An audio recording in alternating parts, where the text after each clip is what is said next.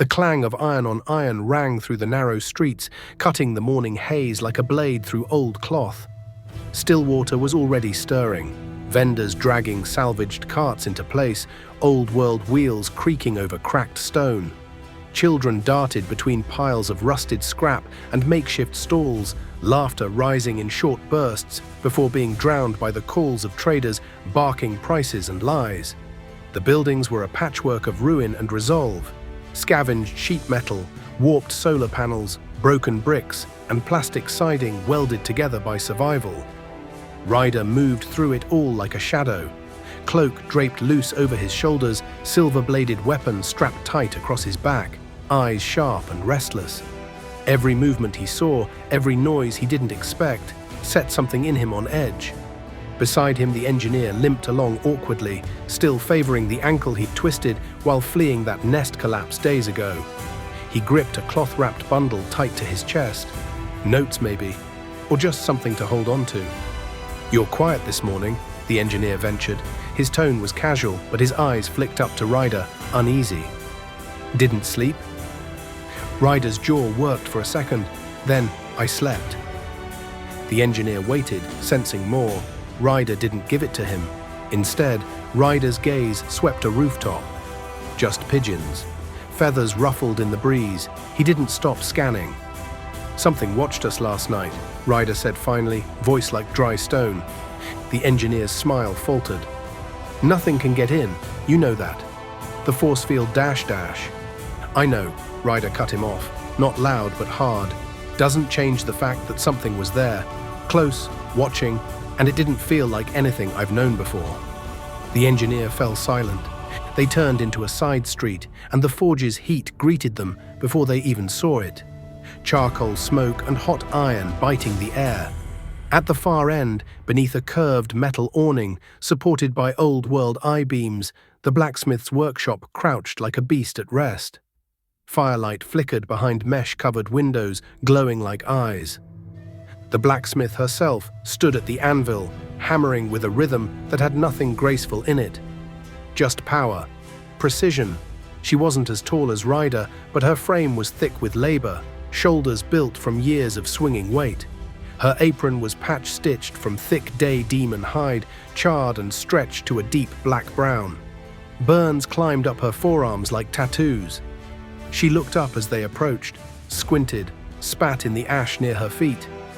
"Thought you'd crawl in later," she said to the engineer. Then her eyes tracked to Ryder. "Didn't say you were bringing a ghost." "Spears ready?" the engineer asked, ignoring the jab. "In the rack." She jerked her chin toward the wall, reweighted the shaft, silvered the tip. "That thing'll hum when it bites." The engineer moved to collect it, but Ryder lingered near the doorway. His eyes didn't stop moving. "You smell it?" he said quietly. The blacksmith raised an eyebrow. "You talking to me, Cloak?" "Something was near the town last night, close to the shield, too close." She paused. "Nothing gets in, you know that." Ryder didn't look at her. Didn't say it did, but it left something behind. That made her straighten. "What kind of something?" "Claw."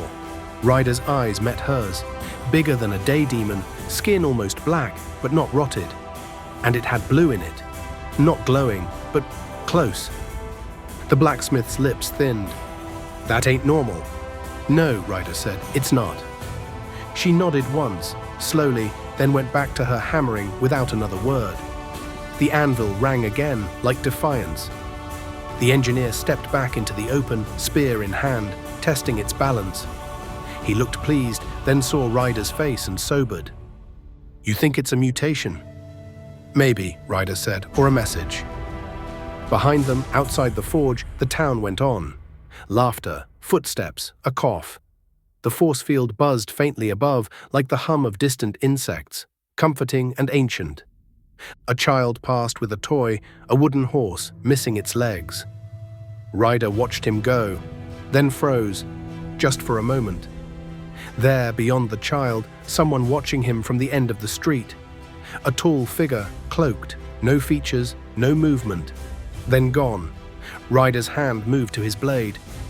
"Let's move," he said to the engineer, voice tight now. The engineer didn't argue. They walked on, backs to the forge, into the market's mess of bodies and barter. And behind them, at the edge of the force field, something that didn't belong to the world of men stood just beyond the shimmer, watching and smiling. The gate groaned shut behind them, thick metal dragging across warped rails, then clanging home with finality. A sound that marked the edge of safety, of civilization, of stillness. Ryder didn't look back. He adjusted the strap across his chest, the weight of the sword on his back shifting slightly as he moved. His pace was steady, purposeful, like he'd made this kind of walk too many times to count. Beside him, Callan stepped out more hesitantly, casting one glance over his shoulder towards Stillwater's walls before committing to the path ahead. Fog clung low and heavy across the ruined road, moving slow across the broken tarmac like spilled breath. The morning was silent, no bird calls, no wind in the trees, just the crunch of boots on old concrete and the whisper of mist curling around their legs. The sky above was pale, the sun lost somewhere behind a thick curtain of cloud. The light it gave off was cold, grey. Shadows were soft and shifting, lost in the haze. On either side of the road, the land sloped unevenly. Long dead vehicles rotted in skeletal heaps where they'd once broken down generations ago. Vines curled through windows. Rust bled down their frames like old wounds. Here and there, nature had reclaimed patches of the old world, saplings growing out of cracked bonnets, moss thick over twisted doors. The further they walked, the more the silence deepened. Stillwater's hum faded behind them. Even the faint sense of the town, the life, the warmth, seemed to vanish with the mist. Out here, there was nothing but damp air and the unseen weight of eyes in the trees. Ryder didn't speak. Callan didn't ask questions. Their footsteps fell in rhythm, boots tapping lightly on fractured ground, the fog dulling the sound. Every so often, Callan would shift his grip on the spear, nerves twitching in his fingers. Ryder's hand stayed loose at his side, not on the blade, but near enough. They passed the remains of a fallen sign, long since toppled. The letters had eroded with time, paint flaked off in patches. Only two were still visible, O and D. The rest had become part of the landscape, meaningless, silent. The trees grew denser ahead. Not forest, but enough to block clean lines of sight. Fog gathered thicker here, rising to knee height and blurring the road's edges. The air grew cooler, damper. Breathing in tasted like dew and iron. Ryder slowed. Not a full stop, just a change, a tension. Callan noticed and mirrored him, steps quieting. Something was wrong. There was no sound, not even distant wildlife. No birds, no rustle of branches. The world was a painted still life. Then, just ahead, the fog moved differently. It shifted with shape, not wind, not natural. Figures emerged, one, then two, then more, silent, deliberate. They came from the edges, stepping through the haze like wraiths.